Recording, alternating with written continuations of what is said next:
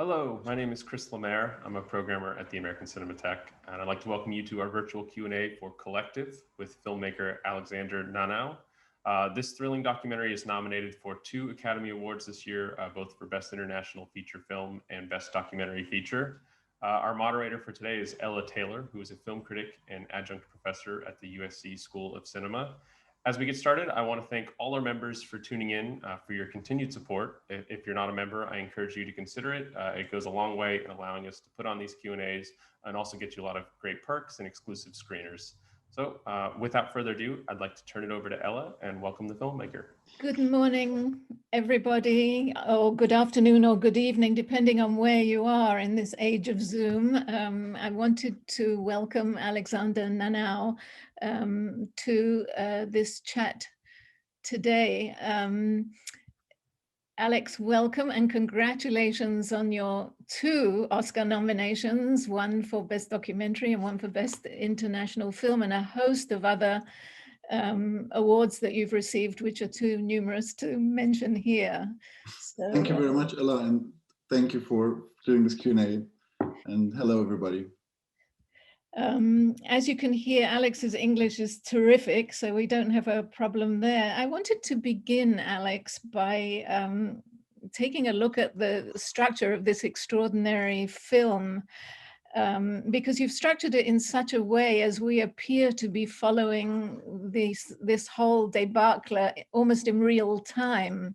So the question I have for you is what is the origin of your collaboration with the journalist Catalin Tolentan, and how did that affect the way you structured the movie?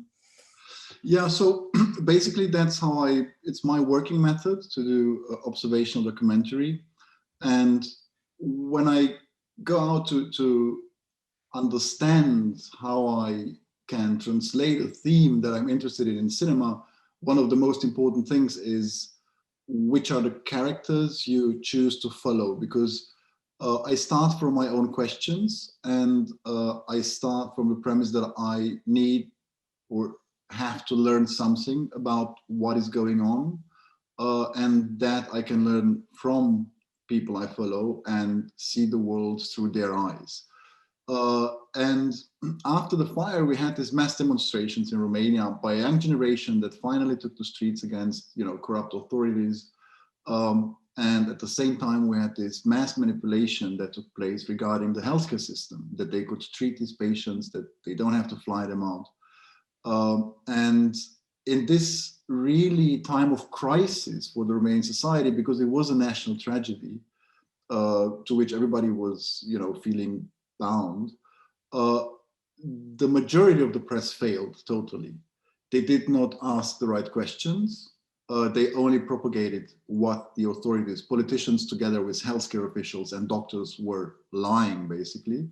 And it was this team of journalists at the Sports Gazette that were the only ones who were starting to uncover the lies, be it that the firemen, that lied, they didn't know the club existed, although it was a very popular venue and they even authorized it to function, to the fact that they were lying, that they were giving surgery to the patients in a newly opened burn unit.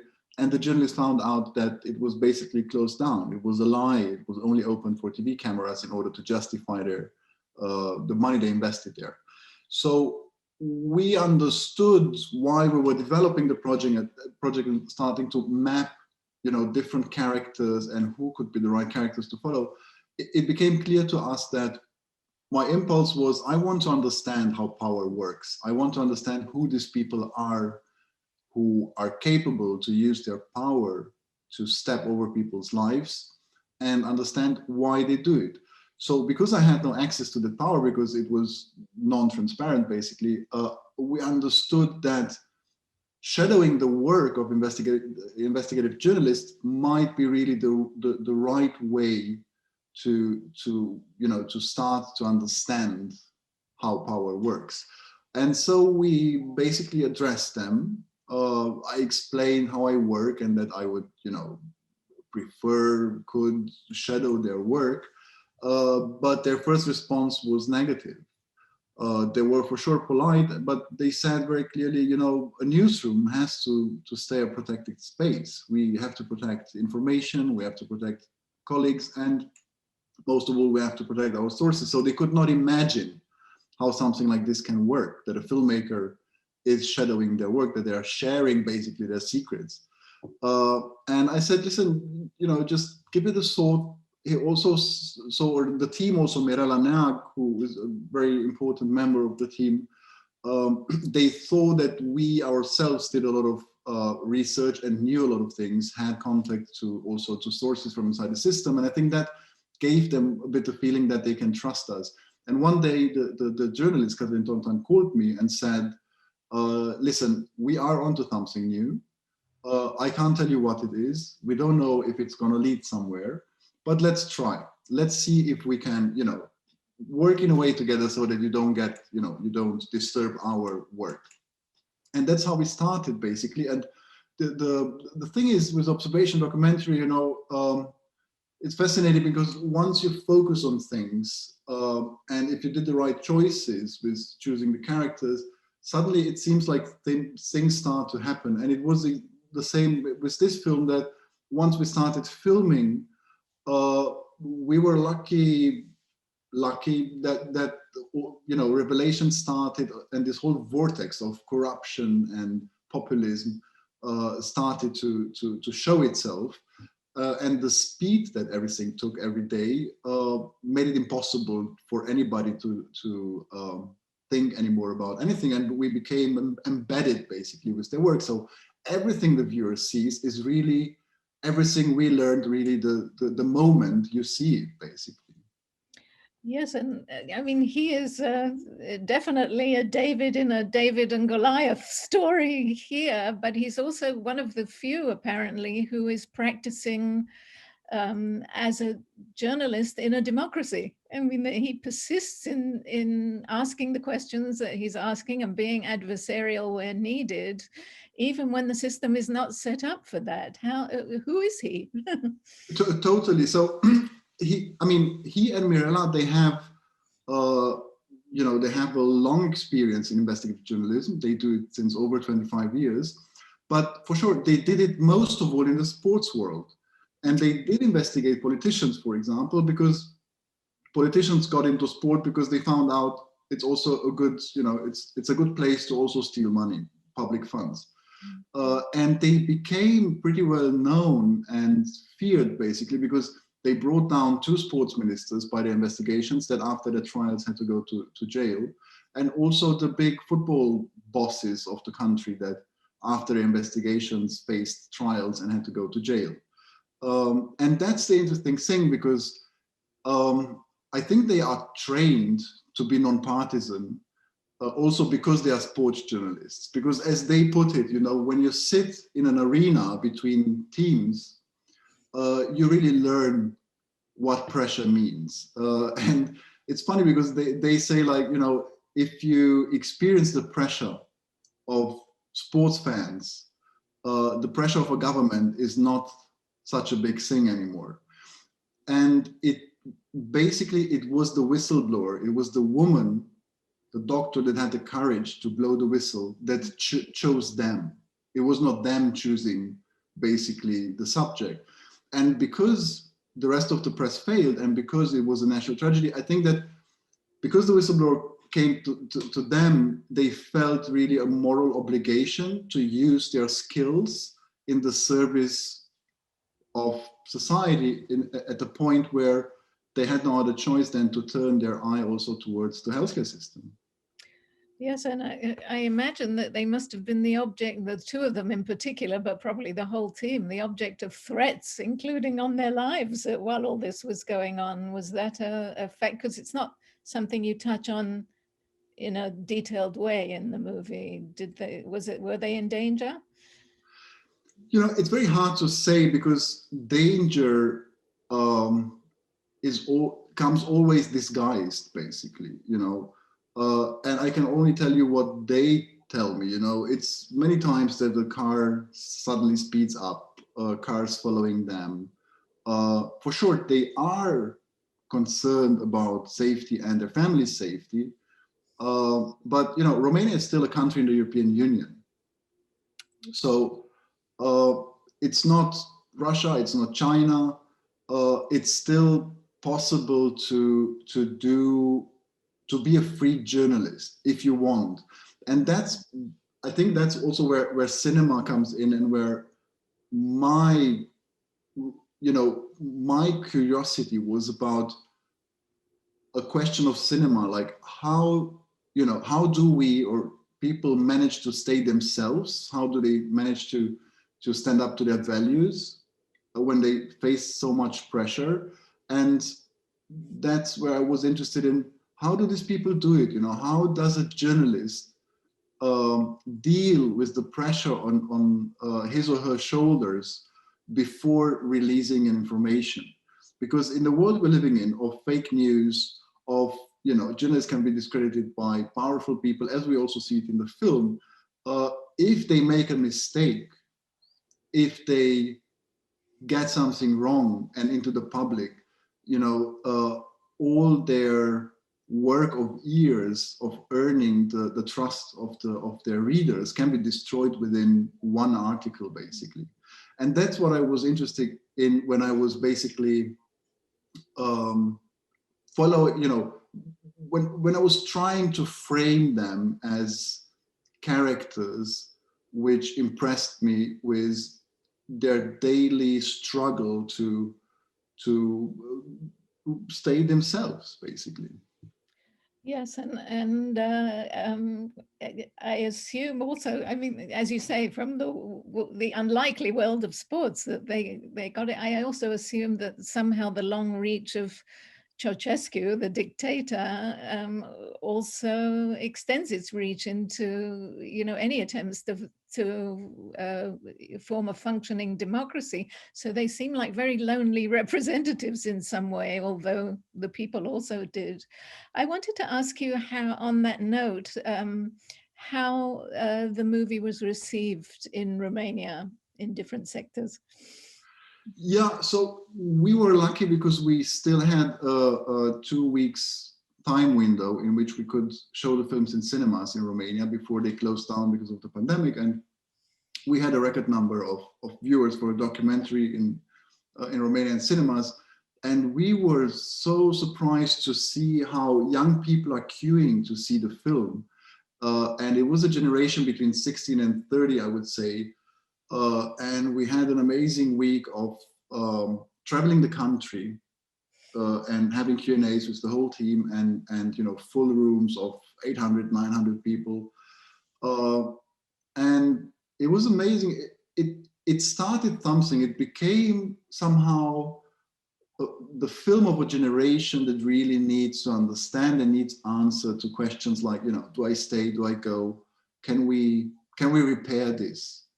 Is it a place where, and I think you can feel, the same that you felt in the States during the last 4 years, where you really get desperate. Like, is it still a country where we can, live our lives as we think we should?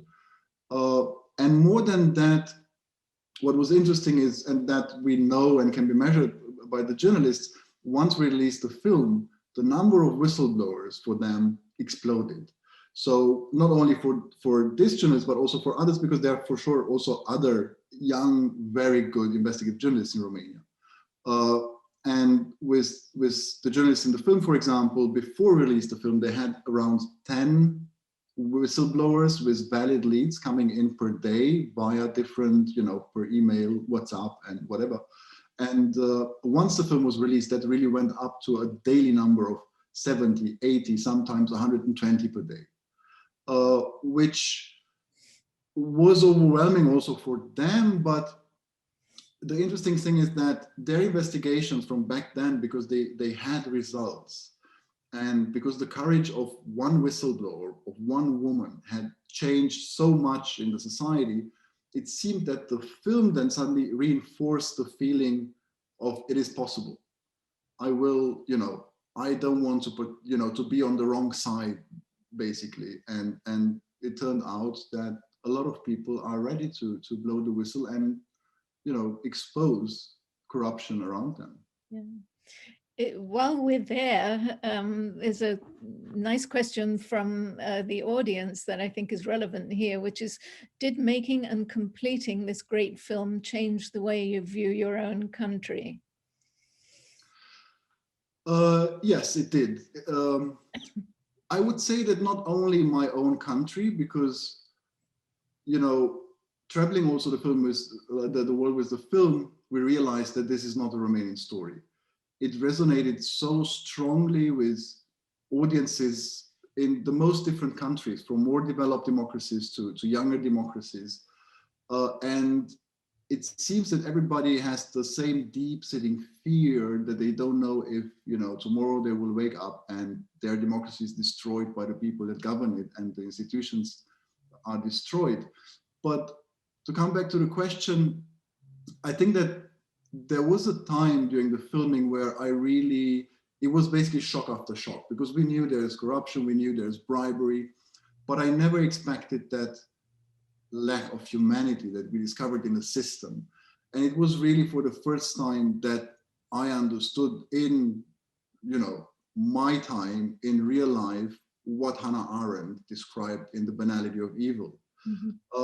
But at the same time, following these people, seeing how much strength there is basically in a vision of good they have, and their optimism that they can change things, also gave me a different kind of optimism. You know, I really do believe that, you know, it is possible. It's just we're just living in an open fight basically, because between these forces, and every one of us is really responsible to contribute to this, not by the big gestures, but just by our own life attitude. You know, your daily, I feel now that really my daily life attitude is what influences things around me, you know, and if I stay true to myself and to my values, this is something that spreads. Mm-hmm. Yours is one of the 3 Romanian films that I've seen that focus on the medical system there. The other 2 are The Death of Mr. Lazarescu and also Cristian Munghiu's 4 months, 3 weeks and 2 days. Both of those are dramatic. Well, one of them is, I guess, a black comedy. And as I watched it this last time, I watched your film, I was thinking, you know, I grew up in 2 countries with full service national health service. And as I was watching your film, I realized that you cannot have a medical system without a functioning democracy fortifying it. That you just, it's not possible, because human nature being what it is, without that oversight and the checks and balances and so on, you can see a lot of depravity. In that one shot, of course, of the patient with maggots who did not have serious burns, but then died of neglect, essentially. Without those controls, you can say you have a medical national health service, but it won't work. Yes, because I think that the healthcare system basically is the most vulnerable system in our society to corruption and injustice, because you know, the healthcare system is where you meet people in their most vulnerable moment. So it's so much easier to mistreat people when they're vulnerable, right? To take away their money. And that happens also in private systems, right? You know it very best in you know, very well in the States, where you break your arm and you have to sell your car to fix it. Yes. But that said, it is also, you know, I think that the Romanian films deal with the healthcare system because it's maybe the system in which you can still see the most the outcome of communism. It still exists basically in this system. It's a feudal system. It didn't change a lot since the communist times. And it just basically, as you see it in 4 months, 3 weeks, which describes basically what it means when you meet people in vulnerable moments and take advantage of them. that's also what was perpetuated in the medical system since the communist time, because the democracy behind it was not strong enough to protect it and build it up. And there's also the thing that, you know, doctors were gods in the communist times, when you were dependent on them and dependent on how much you can please them with bribes in order to get a good treatment. And they kept the status of gods, which is a problem, because they are just professionals like any other professional. Yeah. There's that very courageous whistleblower doctor who said we doctors are not humans anymore, and that was a very searing moment, I thought. You have a great anthropological eye for the telling detail, and I think that's one of the things that make this terrific movie. And I put in mind of one apparently irrelevant scene that you caught on camera, which is there are two functionaries, I believe, from the medical system, apparatchiks, and one of them sees a fly on the head of his colleague and brushes it off, and then thinks it's coming on his head too. And it seemed like such a metaphorical moment there. Totally. Yeah. Yeah, totally. And it was interesting because it was in the moment they were just, again, lying, manipulating, and yeah, it's a symbol for a lot of things. Yes. But yeah, I mean, I think that, you know, when you shoot observationally, I see, you know, what I try to do is really try to be like a very good street photographer that tries to frame and capture the essential about the personality of people, the emotions of people, and the tension of a situation.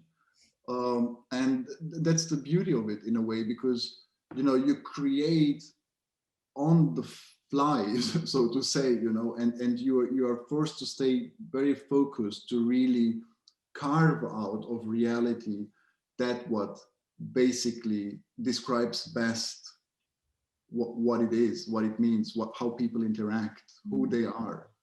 Yes, you have many shots of the face of Mirella, and she is in some ways quite a sepulchral presence, right? She looks as though she has the weight of the world upon her, and yet she's an incredibly active part of this whole process. She just doesn't talk a lot.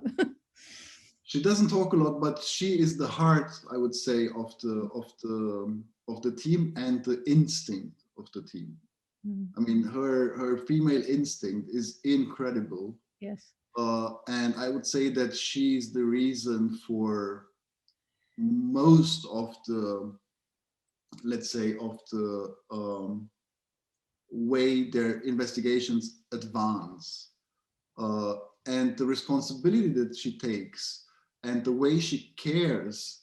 It was deeply, you know, inspiring for me, and I was fascinated by it because, you know, most of us maybe, you know, care about our lives and our things, but journalists that really feel, authentic journalists that really feel that their responsibility is their readers, is society, basically.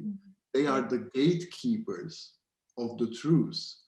And when you see that in a person, like in this woman, in Mirella, it's really, you know, you really wish that more people would be like her. Yes, and also the same of the young architect who has been so terribly disfigured by this, and her courage is just extraordinary. Her courage and resilience, because that was another, you know, she was an enigma for me, because she, again, stands up and says, I know who I am. These people killed my friends. You know, I look differently. They disfigured me, basically. But I know that I'm a great woman, and I know who I'm. I won't let them poison the rest of my life with the evil things they've done to me. And that goes a bit against, I think, our feeling of revenge or of how we think we might deal with those that have done something like that to us. And again, I think such a powerful woman. That's in a way, it's, you feel like with that attitude you can overcome also in a society corruption and so forth. You just have to know exactly who you are and stand by it. And the wonderful costume that she comes to the art exhibit with, which I thought she's just triumphing over. She's going to have the victory in this. It was. Can you imagine? I mean, could you imagine like any of us that would be in that situation and then even dress up and say like, look at me. Yes, you know, I'm strong. Glamorous, yeah. Going back to your method, we have an interesting question from the audience. What was the editing process like for this film? Is it difficult to edit people's real life stories, knowing what to keep and what to leave? Some of that you've already answered, but if you could expand on that a little. Yeah, I mean, my main goal in editing is always authenticity. You know, can I reach a point where I feel that what I felt also about these people during filming, their true authenticity, can I reproduce it in the editing? And I edit until I reached a point where I think, yeah, that's the person I've seen. And that's the most authentic I have captured of this person. But that said, for sure, you have a lot of footage, and you know basically which the good parts are, or which the strong parts are, where you felt that something, you know, magic has happened basically. But in this case, in this film, it was more complicated because there's not only the part about the characters, which basically gives you, you know, cinema, but also you had to respect every detail. You know, we were filming historic details. You could not manipulate the order of things, for example, you know, because anybody could just pull out the investigations of the journalists and say like, oh, you changed the order of when informations came out. So it was a bit more demanding to describe characters, but at the same time stay very true to the timeline, and also translate the pace and the tension that we felt during filming into the editing.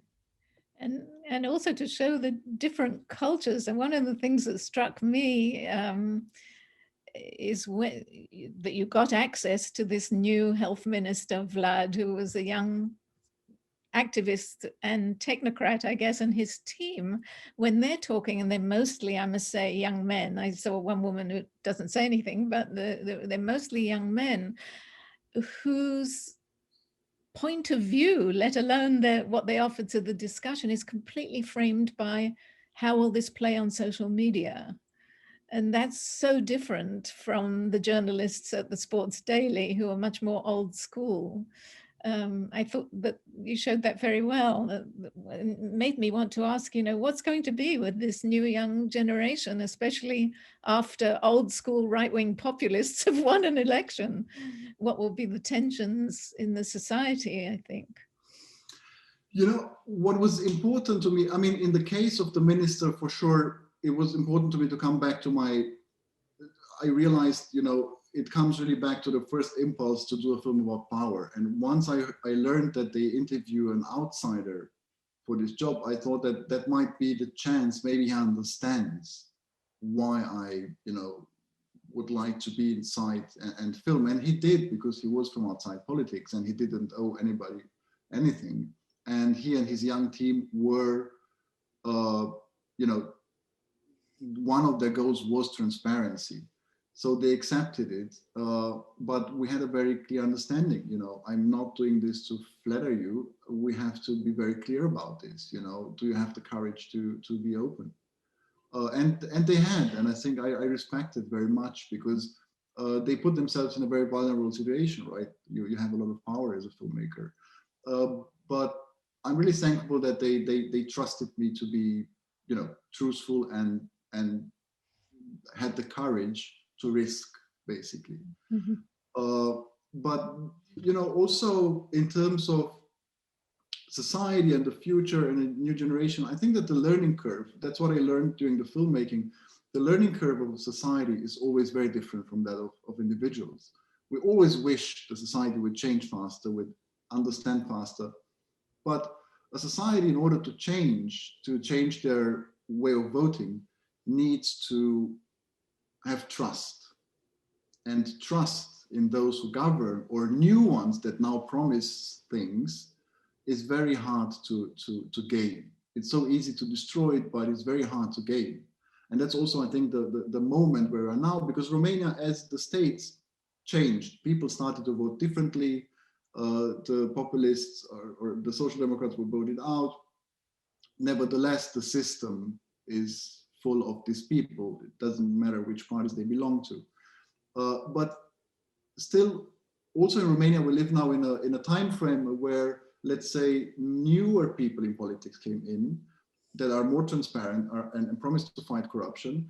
But I think that the expectations are very high, and if they fail, it might be a very, brutal backlash that we will see. I was just reading today, for example, that in France, it will be again for the next elections, Macron versus Le Pen. Let's see after the pandemic what will happen. So it's an ongoing fight, but I'm optimistic, because you also see the young generations, going out for the demonstration Friday for Future. It seems there's a generation that starts to understand very well what they want.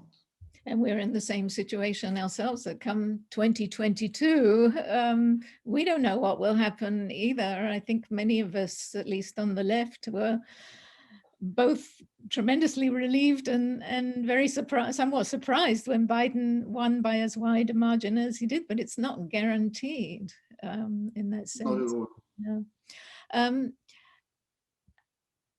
I'm trying, we have a very film literate audience here. So, but sorry, that said, just one more sentence. Mm-hmm. That said, I think it makes it even more clear how important journalism is, and how important our access to truth is, and to have journalists that we can trust and that are not biased, because also journalists that try to deliver facts for their bubble. And with that, I don't mean only the bubble that we don't like. Right. Also, the journalists that deliver only facts for our bubble are disturbing our perception of reality and of truth. And I think this open fight we're in now basically shows the importance of unbiased, non-polarized journalism that we maybe sometimes don't like. Yes, and that's a very big question here. Is this is not the place to get into a discussion about cancel culture, but I think it's relevant to what you just said. We do have a very film literate audience here, so I want to take another question here. How much of the shooting are you doing yourself? How do you handle directing other camera people for observational shooting? Most of it I handle myself. I would say 98%, but also, for example, when it was clear that on the same day we had to split, what I do is I trained my assistant director how to film like me, and I really spent a lot of time with her, really trying to open her up to the sensitivity that I'm looking for when I film things. In other films, for example, the one I did before, Toto and his sisters, which I filmed in a pretty rundown neighborhood, and the protagonists are teenagers, and I knew I would not have access to certain things, and I thought maybe they can film their own footage. And for that, for example, what I did, I trained them by doing film classes, watching the Abbas Kiarostami short films, introducing them to what storytelling is, teaching them how to use a camera with an intention, and then slowly working with them. They would bring footage back, we would discuss, so to just open them up also for what you can really do and how you can contribute to a story. And in that film, I must say that the best scene of that film was delivered by one of the main protagonists, a 15-year-old girl, and it's the best scene in the film. Okay. there's a considerable interest in Vlad amongst the audience questions. There are two that I'm going to ask you both at once because I think they're connected. One was, what did he think of the completed film? And the other is, do you know what he's doing now? Does he plan to try to return to politics? Yeah, I think that, you know, he liked it for sure. But what is more important, I think, is what people think about it, because you know, it's very easy for people to again be very partisan and say like, oh, it's showing him in a too good light, or but the important thing is that I try to be objective and to show that, you know, my question was, what would I do if I would be named in such a position? You know, I as a normal human being, how would I deal with all this and with the responsibility for so many lives? But then I also very bluntly wanted to show that, you know, you can have good intentions, but you cannot change a system with good intentions, and you need more than that. Politics is more than that. And there were people, you know, every time coming out of cinema saying like, oh, he's such a great character, so inspiring that people in such positions still have a moral compass. But other people came out and said, you know, you can't do politics just with good intentions. And that shows that, you know, it's a balanced view that invites us to have questions about what kind of people do we want to lead us, right? And he became part of one of the new reformatory parties in Romania 2 years ago, and they won enough votes in the meantime. And since last Christmas, he's again Minister of Health. But just these days, they try to get rid of him again because he was transparent with data about vaccination, which showed, and journalists could uncover through that the political elite opened more secret vaccine stations for themselves than for the normal citizens. And they are just trying to take him down. So just today, the prime minister tries to blame him for things that don't work, where he doesn't even have a responsibility for it. So the system is very strong and doesn't you know, doesn't give up very easy. So I don't know for how long he will be there. It's interesting that you mentioned Kiarostami as one of your influences. Are there any others that have influenced your filmmaking? I wouldn't have guessed necessarily, but I do see that the whole attention to the Iranian film has such an attention to the procedural of everyday life. Can you talk about that and whether and who else has influenced your work in cinema? Oh, you know, I think along the years, from even before I started to study film at the film school, you know, I was interested a lot from Fassbinder. You know, I grew up in Germany, went there to film school. I loved the British documentary cinema, but I think it was really the work of the direct cinema directors like Robert Drew and the Maisels that basically changed my intention of how I want to do films. Because I was studying, you know, fiction, film directing, as everybody in the film school. And once I saw their films, and in particular, I think Salesman, I understood that you can make films with normal people and they can be as powerful and full of poetry as a film with actors. And I felt that, you know, I was drawn into that direction. Yes, it's an extraordinarily, it's very rich in detail. And I found that Vlad was almost a novelistic character right at the end when he has this faint smile on his face, but catastrophe has just fallen on him. And he doesn't even know whether his reforms will last either. So it was extraordinarily compelling. I'm trying to find one of a question here that we can really end with, because we're almost out of time. Were there ever moments you were afraid to continue this project? I would say there were concerns, but seeing the courage of the whistleblowers and the journalists, it was never an option. But what I did is I organized the production in such a way that I would, try to not let anybody harm it. Because I knew, for example, that the Secret Service was surveilling us, and they were, I knew from a source from inside that my phone was tapped. I took it as a normal thing that all Secret Service do in all countries. When you spend every day next to the investigative journalist that investigates the Secret Service and the power, it's normal that they try to gather information also from your phone and through your conversations. Mm-hmm. But we organize very thoroughly, and every day after every shooting day, the footage would be copied on multiple sources. We would hide them with different people. And then we also flew them out and protected them with the company outside the country. Because the easiest thing to harm a film is to break into the studio and take the footage away. Right. Well, Alex, on behalf of all of us here, I just want to thank you for this great conversation and for this, even more for this great film. And I'm sure that we all wish you luck at the Oscars, and we'll wait with bated breath for your next movie. Thank you so much. Thank you, Ella. Thanks.